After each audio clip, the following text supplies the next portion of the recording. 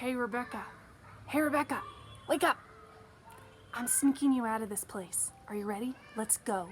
We are gonna head to Nepal. That's where I'm from. Now, first things first, you're gonna need a passport. So I want you to sit right there looking all pretty. All right. All right, got it. We'll put it in your little blue book and then we are gonna head on the way. Wait a minute. First, you need a suitcase. Now, in your suitcase, the most important thing that you could ever need on this trip is not actually clothes, although that's a little important. You need some snacks because we're talking about a 24-hour, if you're lucky, flight all the way here to Nepal. And you're not going to get on one airplane. You're not going to get on just 2 airplanes. You're going to get on 3 airplanes to get all the way to where I live. So, pack that suitcase full of your snacks because airplane food, it's a little lacking and I'm always starving. So pack some good food, don't forget some protein, and let's go. Oh, wait. I think my mom might see this video. You should probably bring a toothbrush. You know, moms are good about that. And I'm actually a mom myself with 5 kids, so if my kids see this video, toothbrush. Don't forget your toothbrush. So, now, we've got your toothbrush packed, and we've got your suitcase ready to go. So let's head on. Let's go to the airport. Now, the cool thing, or the hard part about the airport is you got to get there 3 hours early for an international flight. So we're going to go, and then it's going to take us all of 45 minutes to get all the way to our gate. So we're going to do a whole lot of sitting for the next day and a half. So sit at your airport. We can do some people watching while we're there. We can figure out who brought what in their suitcase. One time we saw this mom trying to bring like a toy Nerf gun in her carry-on suitcase, and the people at the ticket desk were like, "Oh no, you don't." So, anyways, there's some funny things you can see at the airport while people watching. Now, it's time for our first airplane. Our first airplane's probably only like 3 to 5 hours, depending on where you're going. So sit tight. 3 to 5 hours is nothing compared to your next one. Your next flight, if you don't have a long layover, your next flight is going to be about 15 hours, but we're not there yet because our first one took 3 to 5 hours. So we are at our first international airport, and you look around and everything is so different. No signs are in English, or very, very few. We are actually in the Middle East. So remember when I started out with this guy? This wouldn't be a bad guy to blend in with. And you can blend in with everyone else by throwing on a headscarf. Now, we're going to sit around, we're going to listen to like 100 conversations because we have no idea what's going on. And finally, they'll call us to go on our flight, our long flight. So I hope you're ready. And please tell me you didn't eat all your snacks yet, because this is the flight that we're going to need them on. 14 hours, sometimes 16 hours if it's slightly delayed. So get comfy in that seat. Hopefully you got the aisle seat, and I got stuck with the middle seat again. So I'll be nice. You can sit there this time. All right, now you get to punch some buttons on the back of the back of the seat in front of you. Find a good movie. It's sleeping time. Maybe we should take a little nap. Okay, let's check our watches. How much time? Oh goodness, 12 more hours to go. This is gonna be a long flight. Okay, maybe we'll watch a few more movies, take another nap, eat some of that food that we brought.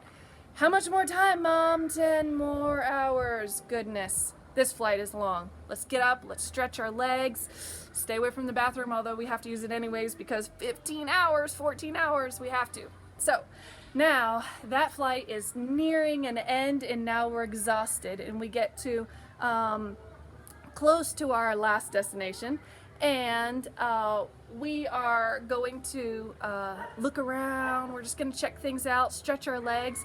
Hopefully this layover is only like 2 or 3 hours. Now our last flight is there. We're all excited. We're going to doze off for a few more minutes. Hopefully we can get a few more Z's before we finally reach our destination, which is Nepal. Now, when you get to Nepal, things are going to be a little bit different.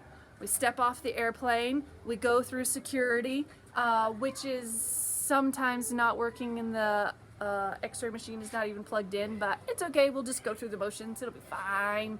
When we get down to the bottom and we see all of our suitcases, all of a sudden we see like 500 people fighting over suitcases, and let's just hope that we can find ours. Yank that thing off the belt. Hopefully you can find a cart and push yours. Now we're heading out to the outside, and all of a sudden it looks so different. The sky is a little bit like murky. It's a little bit dirty everywhere. The lady in front of you, did you just see that? She just threw her coffee cup like on the ground and just left it there. She didn't do anything with it. Isn't that crazy? Now we're going around, we're hoping to find a taxi, and what do we see in parking space number 1? A cow. There's a cow right there, just sitting in the parking lot like it belongs. All right, everyone else is ignoring it. I guess we will too. So let's go, let's keep on going.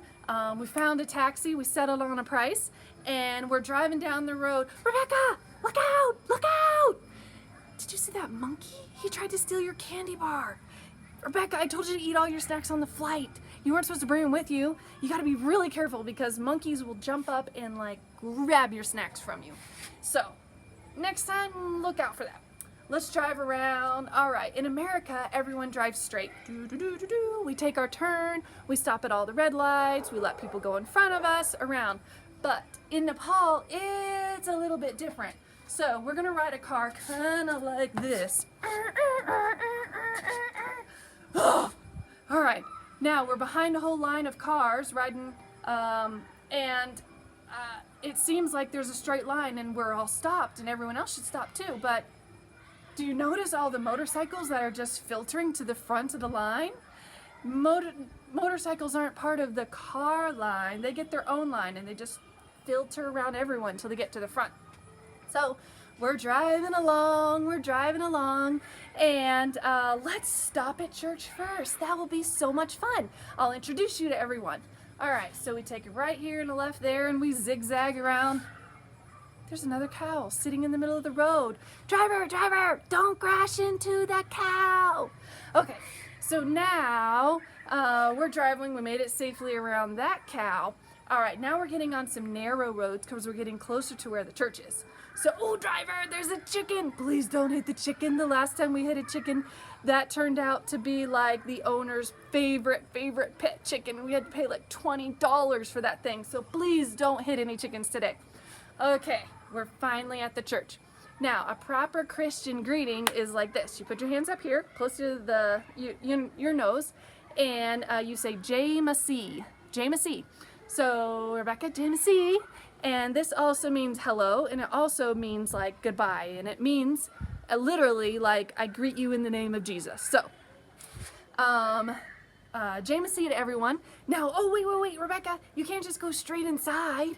You have to take off your shoes. Do you see like the big bookcase of shoes and all the ones on the floor? It would be wise for you to put your shoes up high, because if they're left on the ground, then people will just slip yours on to go to the bathroom and come back and take them off. So put your shoes up high. Okay, now when you go inside, the ladies sit on the left-hand side and the guys sit on the right-hand side, and everyone sits on the floor, Indian style. I sure hope you weren't wearing a short skirt. Did you bring a maxi skirt like I said? Because those are better. Those are better than the short ones since we all have to sit on the floor. So we're gonna sit here for not 1 hour, not 2 hours, but about 3 hours. And we're gonna say Jai Masih to every single person that walks inside. And the cool thing is that everyone is super friendly. So on your first day, everyone is gonna come and they're gonna talk to you, and they're gonna say, how long have you been in Nepal? And where are you from? And are you married? And do you have any kids? And they're gonna ask you all kinds of questions. So be prepared to talk a lot. And if you don't know anything else, just smile and nod your head. Yeah. Okay, now our favorite thing to eat, which is like the favorite meal of the Nepali people, is called dal bhat, which basically means lentils and rice. But you'll get a big plate, it's hard to see, a big plate, and then in the middle you'll have like a small mound of white rice, and then you'll have a bunch of small bowls all around. In one bowl you'll find, if you get the chicken one, you'll get like a little bit of chicken broth and chicken bone and sometimes meat mixed in. Usually get 1 or 2 good pieces, and that broth is super good. And then you'll have a bowl of lentil soup, and then you'll have like a vegetable curry, and then you'll have some like really spicy achar. What's achar? Kind of like pickled radishes. It's about as good as it sounds. No, some people like it, but they're really spicy and I usually stay away from those. So anyways, the really cool thing is, or what we do is we basically take all those bowls and we dump them on top of our rice and we stir it all together.